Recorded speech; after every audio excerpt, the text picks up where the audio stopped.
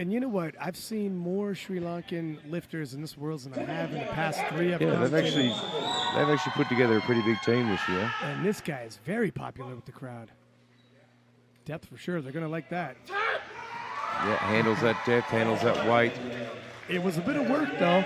And Light. he has an enormous fan club in the crowd here. A lot of people traveled a long way for this. I hope he gets it. Depth. Whoa. He's a fighter.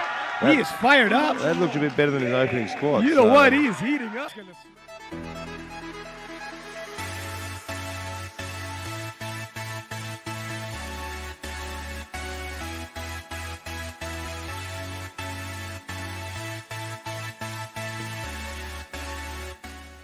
All right. Hi, Ransilu. How are you today? I'm good, doing pretty well. Okay, let's get started now. I mean, you are a sensation, a big sensation, and people look up to you all over Sri Lanka, not only Sri Lanka, but overseas as well. Tell us a little bit about you in a nutshell, what we don't really know about you. To be honest, I was a regular kid back in the school, and it's just that I got into powerlifting because of my dad. Like, he was a former weightlifter and a powerlifter of Sri Lanka. He has represented Sri Lanka in 3 sports. But my desire was to play rugby because I'm coming from a rugby background at school, Kingswood College, Kandy.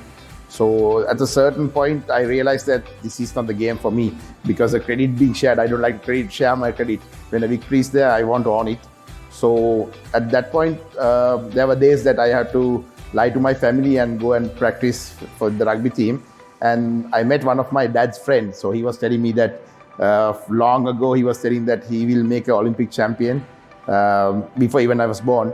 So I had to sacrifice my dream of playing rugby for powerlifting. I think I went pretty well through that. So at the same time, he was working for University of Peradeniya. So at the same time, I had to go through my education. And so there were no excuses for being an athlete and dumping your education. So I had to manage everything well, but still I had to fly a lot. I had to go out of the country while being a professional athlete. Still I had to take my books, go study. So that's how it all started. All right, great. So now, Ransilu, can you tell us, I mean, the big question, the $1 million question, I mean, everybody wants to be this, a championship holder. What do you think champions are made of? Well, I think even the champions are the ordinary people. But they are the people who are not willing to quit. They want to go beyond average. But going beyond average is not easy at all. So you have to have a vision. Everything depends on your vision. And so if you don't love a sport, if you want to be at the top, so you have to sacrifice everything and go out to the top. So as Muhammad Ali says, champions are not being made in the gyms. They are coming with the greatest desires and the vision. So vision plays a big role in vision, attitude, and not giving up. There can be a million reasons, but you have to find your one reason to be a champion and do the sport. All right. Okay, so Ransilu, why do you think a good education background helps a profession in sports? What do you think? I think I have been to a lot of international events. Most of them are graduates. So I think the education play a big role in your career as well. So as I recently found out, as you train your body to being an athlete, you have to train your brain as well. So it sets your mindset and it brings you confidence. When even if you can study sports science, business management, whatever you study, it gives a separate vision for you. So it's build the character inside you, and you get a nice mindset. And anyways, you'll be very confident. Even most athletes, they end up their career without being professionals or being in the top. So if you're educated, you have another path. Either it can be sports, business management, or whatever it is.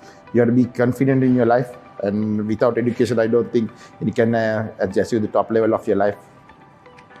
So, Ransilu, how important is it to have a gold medal mentality for sports, and how do you relate this to education? Well, gold medal is a big sacrifice. You have to make a big sacrifice. It's an attitude. So, in my opinion, being second, you won't be remembered. If you want to be remembered, like example, if you ask from who went to the movement second time, nobody will know. But the first, they will know it's Neil Armstrong. So being second, at times it's like almost being participation. So winning a gold medal is a different attitude, different level, and you will be remembered by the people and you will make history. The Edulink campus has the same status, the gold medal status and the gold medal mentality. Being partnered is the best, one of the best universities in the world, Northampton University, and winning the Teaching Excellence Award, which is a UK-based government ranking system. University of Northampton, which is partnered with Edulink campus, has the gold status for Teaching Excellence Framework. Ransilu, how important do you think it is to balance a life between work, education, and family? Well, being a professional athlete, it's not easy for me to plan my schedule day and going with my education.